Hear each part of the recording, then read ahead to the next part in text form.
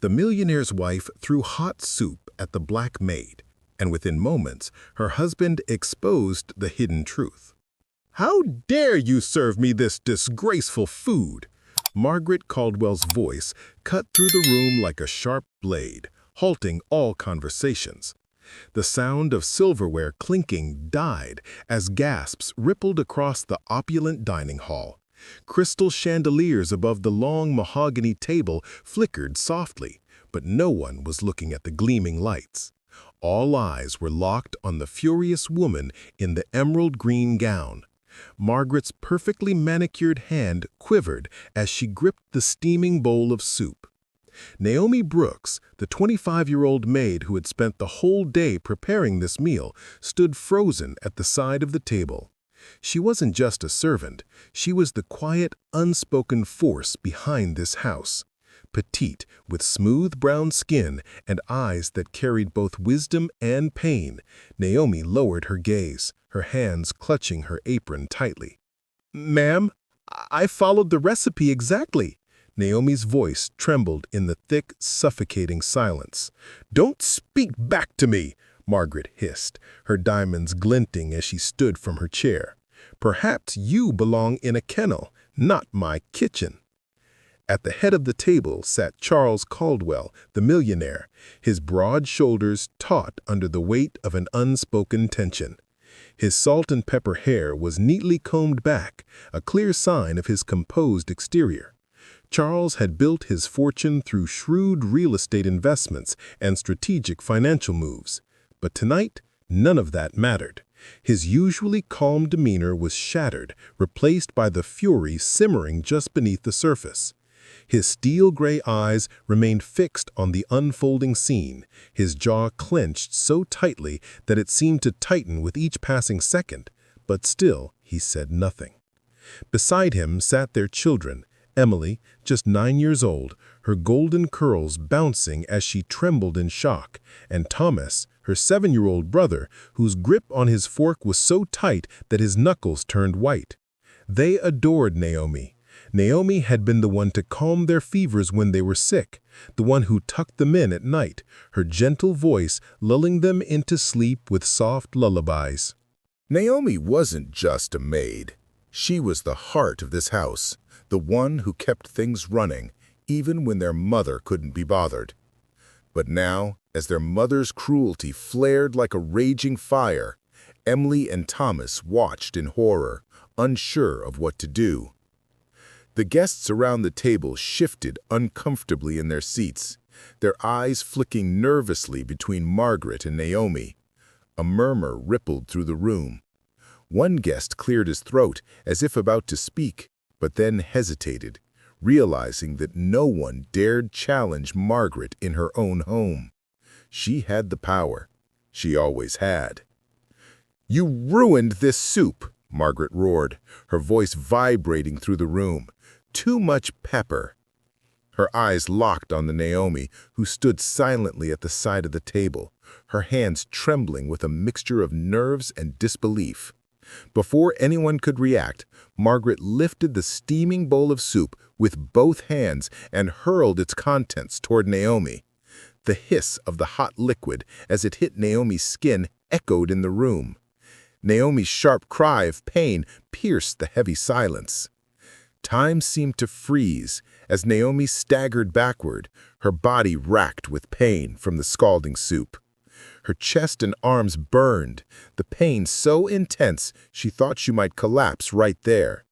She squeezed her eyes shut, trying to block out the tears that threatened to spill. Emily screamed, her voice high-pitched with panic as she attempted to rush to Naomi's side. But before she could take a step, the nanny grabbed her, pulling her away with gentle force. The room was paralyzed. Guests looked on in disbelief, unsure whether to speak or turn away. Some couldn't bear to watch, while others stared, unable to look away. A woman at the far end of the table whispered, "Oh my God!" Her voice trailed off, fading into the hushed room. Charles Caldwell slowly placed his glass down on the table. His eyes never left Naomi, his fists tightening with a barely controlled rage. Veins bulged along his forearms as he fought the urge to stand, to do something. But he stayed seated, silent as the room held its breath. His silence spoke volumes. His jaw flexed, but he said nothing. Not yet. The tension in the air was palpable, as if everyone in the room knew that this was more than just a dispute about soup.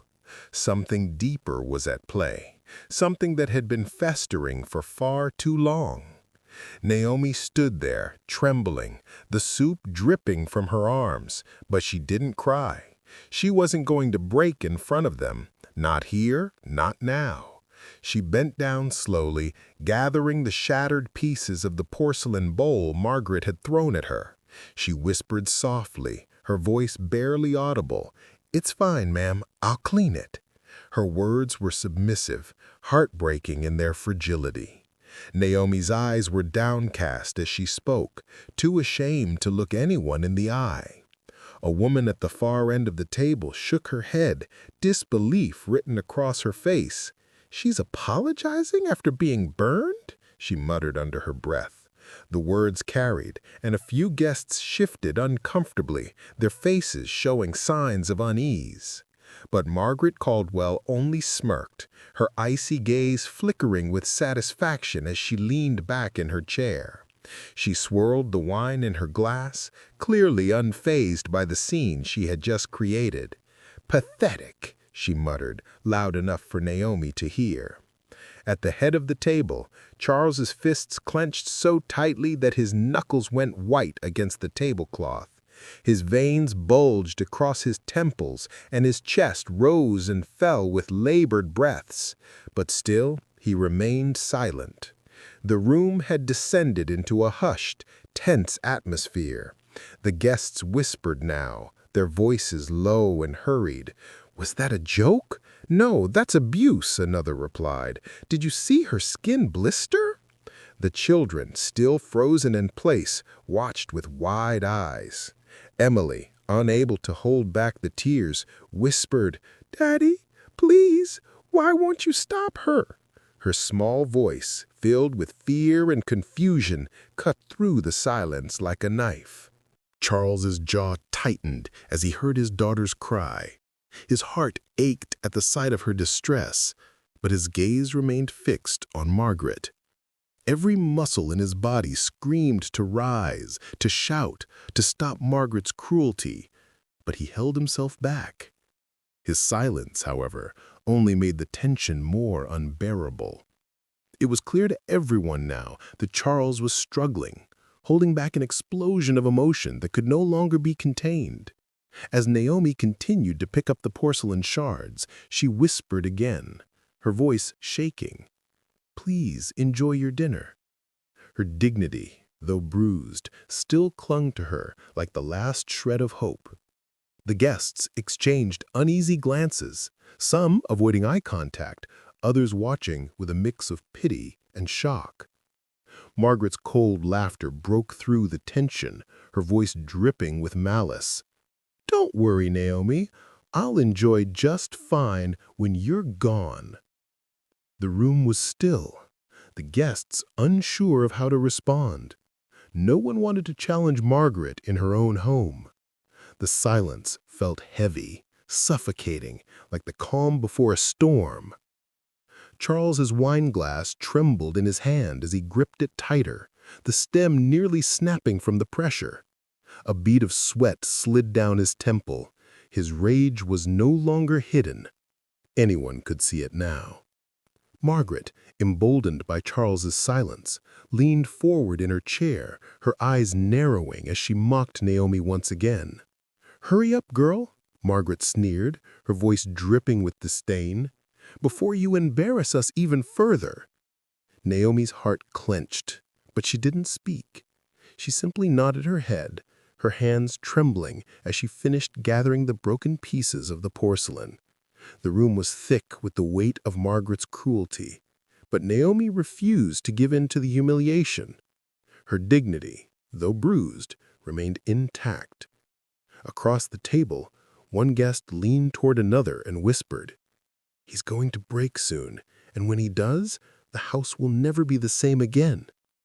The words floated through the room, leaving a trail of unease in their wake. Naomi, her hands shaking from the effort, bent slightly to clean the mess, her scalded arms stinging with every movement. The guests continued to whisper, their eyes darting between Charles and Naomi, trying to understand the tension that seemed to hang in the air, like a storm cloud ready to burst.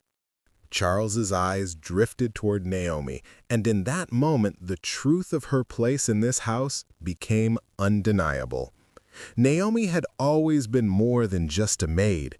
She had been the backbone of this family, the one who had kept things together when Margaret's arrogance and vanity left her absent from the home. Charles's gaze softened for a brief moment, but his anger was still palpable. He remembered the countless nights when Naomi had carried Emily on her hip, singing lullabies when Margaret was too preoccupied with late-night parties to come home. He recalled the mornings when Naomi prepared breakfast for Thomas, making pancakes shaped like stars, while Margaret had nothing but her own image to tend to. The memories cut deep. In an instant, Charles realized that Naomi had been the heart of this family all along. It was Naomi who had cared for his children when their mother had neglected them. It was Naomi who had shown them what real love and devotion looked like. But now, as Naomi stood there, humiliated, in front of everyone, Charles was torn. His silence was deafening, and the guests in the room began to notice. Some whispered among themselves, exchanging glances, while others shifted uncomfortably in their seats. They were all waiting for Charles to do something, to speak out against Margaret's cruelty. But still, Charles remained silent. Naomi's trembling figure sparked something in Charles, a warmth that Naomi had brought to this house. While Margaret had been consumed by her own vanity and power, Naomi had quietly kept this family together. Charles's fists clenched tighter, the veins on his forearms standing out as he gripped the edge of the table. His chest rose and fell with every breath, his anger simmering just beneath the surface. "Pathetic girl," Margaret muttered, her voice barely audible but sharp enough for Naomi to hear. Naomi, still clutching her apron, stood there silently, the sting of the insult burning her more than the hot soup ever could. Her face remained calm, though inside she was struggling to hold back the tears. She had been humiliated before, but tonight, with so many witnesses, the pain felt unbearable. Yet she refused to break, refused to give Margaret the satisfaction of seeing her cry. Margaret, oblivious to the tension growing in the room, leaned back in her chair, swirling the wine in her glass as if nothing had happened. Her diamond necklace sparkled in the light, but no one was looking at her jewels. All eyes were on Naomi, who stood like a quiet pillar of strength amidst the storm of cruelty. Charles's silence was like a thunderstorm building in the distance, and the guests could feel it. They whispered among themselves, wondering why Charles didn't speak, why he didn't defend Naomi. They couldn't understand the depth of the tension between the couple, nor the struggle that Charles was facing in that moment. His anger was clear, but his love for Naomi was also undeniable. Margaret, in her arrogance, failed to see it. She thought she controlled everything in this house, but Charles's silence spoke volumes. As Naomi quietly bent down to collect the final shards of the broken bowl, the room held its breath.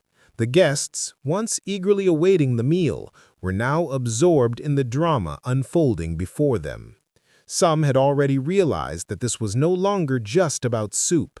This was a deeper conflict, one that had been simmering for years, hidden behind the facade of wealth and perfection. Charles's grip on his glass tightened even more, his knuckles turning white. His eyes never left Naomi. His rage was building, and everyone in the room could sense it, but still he did not speak. Naomi, still trembling but resolute, spoke in a voice so quiet that only the nearest guests could hear her. "Please enjoy your dinner," she whispered, her words fragile, her dignity clinging to her like the last thread of hope. She wanted to disappear, to run away from the burning humiliation, but she didn't. She stayed. She remained. Margaret's cold laugh broke the silence. "Don't worry, Naomi. I'll enjoy just fine when you're gone," she said, her voice dripping with malice. The guests shifted in their seats, unease spreading like wildfire. Charles's wineglass trembled in his hand, and his knuckles tightened, his gaze still fixed on Naomi. The tension in the room was palpable, and everyone knew that something was about to break. It was only a matter of time before Charles would snap, and when he did, there would be no turning back. As Naomi continued to gather the broken pieces of the bowl, she bent slightly, her arms shaking with the effort. She did not look at Margaret. Instead, she focused on her task, trying to block out the pain, the humiliation, and the cruelty that surrounded her. Her face remained calm, but inside she was struggling to keep her composure. And then, just as Naomi bent to pick up the last piece of porcelain, Charles's fist slammed against the table. The sound cracked through the silence like a gunshot, making the guests flinch. The plates rattled, and a glass of wine toppled over, spilling red liquid onto the white tablecloth. The storm was coming. The dining room felt completely silent, the air thick with tension. Every person in the room was waiting for Charles to speak. His fist, still clenched, trembled on the table, the veins in his neck bulging with rage. Margaret's smirk, once a symbol of her control, now faltered. She froze, her gaze darting between Charles and Naomi, trying to gauge his next move. The guests, now all too aware of the brewing storm, shifted uneasily in their seats. Some had already started whispering among themselves, their eyes flicking between Charles and Naomi. Emily, still clinging to Naomi, looked up at her father, her small face streaked with tears. "Daddy, please don't let her hurt Naomi anymore," she whispered, her tiny hands clutching Naomi's apron. Thomas, no older than 7, had joined his sister, wrapping his arms around Naomi's side. His voice, though trembling, was firm. "We love her, Mom. She sings to us. She makes us feel safe." His words were simple, but they cut deeper than any insult Margaret had ever thrown at them. The cruelty of her mother's actions was no longer lost on the children. Emily and Thomas could see the truth that had been hidden from them for so long. Naomi wasn't just a servant in their eyes, she was their protector, their second mother. Margaret's face flushed crimson, her diamond necklace glinting with the sudden flare of rage. Her voice rose, shrill and furious. "Don't you dare raise your voice at me, young lady," she screamed, pointing a trembling finger at Emily. "This is my house." Her eyes shot daggers toward Naomi. "And you," her voice dropped to a venomous hiss, "will remember your place." Margaret's fury was as palpable as the heat in the room. Her chest heaved with each breath, her fingers digging into the table as though she could physically control the situation. The guests exchanged nervous glances, unsure of how to react. One woman whispered to her husband, "This is madness. Why isn't Charles saying anything?" Her voice was soft, but the question hung in the air like a judgment. The silence that followed was deafening, and it was clear that everyone was waiting for the same thing. Charles's reaction. At the head of the table, Charles's hand trembled as he gripped his glass, his knuckles turning pale under the pressure. His jaw was clenched so tightly that the muscles in his face bulged. He was holding something back, something dangerous. Every fiber of his being screamed at him to rise, to stop Margaret's cruelty, to protect Naomi. But his body was frozen in place, every muscle taut with restraint. It was as if the weight of the years he had spent with Margaret had tied his hands, preventing him from acting. Naomi, sensing the storm that was building, whispered softly to Emily, her voice tender despite the pain she was feeling. "Sweetheart, please don't," she urged, trying to shield the children from the damage their mother was causing. "I'll take care of it." Naomi's words were soft, but they pierced Charles's heart with an intensity that took him by surprise. His eyes locked onto Naomi's, and for the first time that evening, he saw her, not just the maid, the servant, the one who quietly carried the weight of the family, but as a woman who had given everything to protect them, to care for them when no one else would. Naomi had become the heart of this house, something Margaret had never been able to see, despite the years of service Naomi had given. Margaret, oblivious to everything but her own rage, leaned back in her chair, swirling her wine glass as if nothing had happened. Her lips curled into a cruel smile. "Pathetic girl," she muttered under her breath, her voice dripping with disdain. Naomi flinched but remained silent. She refused to give Margaret the satisfaction of seeing her break. Charles's fist slammed against the table again, this time with such force that the crystal glasses rattled. The guests, already on edge, flinched. The laughter that had once filled the room was replaced by a tense stillness. The clinking of silverware stopped, and the murmur of voices faded into nothing. The storm was finally ready to break. Charles stood up slowly, his tall frame casting a long shadow across the table. His eyes, cold and unblinking, locked onto Margaret's. "Enough," Charles said, his voice low but filled with an authority that made the room shiver. The word rolled across the table like a thunderclap, and Margaret faltered for just a moment. She was stunned, her eyes wide with disbelief. "What? Don't tell me you're defending her now?" Margaret's voice trembled, but her pride was still evident in her words.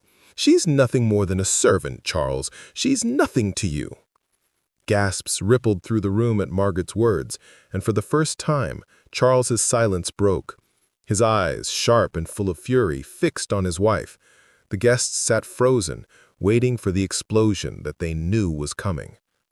Charles's voice trembled with the weight of years of resentment and bitterness. "I'm not defending her," he said coldly.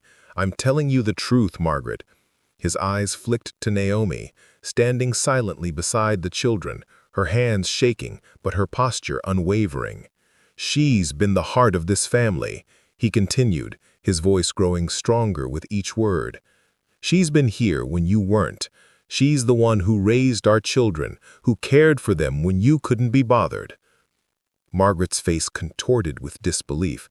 "You're lying," she spat, her voice thick with venom. "You're lying! She's poisoned you! She's turned you against me!" Margaret's fans shook as she pointed accusingly at Naomi. "She's nothing. She's just a maid." Charles's anger reached its peak. The years of watching Margaret degrade Naomi, the years of Naomi quietly enduring Margaret's cruelty, the years of seeing his children love Naomi like a mother, all of it came crashing down in that moment. "She's not just a maid, Margaret," Charles said, his voice now steady, but full of an unshakable truth. "She's the reason this family is still together. You may have given me wealth, but she gave me something you never could: love, loyalty, and devotion. You've humiliated her in front of our children, in front of our friends, and for that you've humiliated yourself." The silence that followed was thick with shock.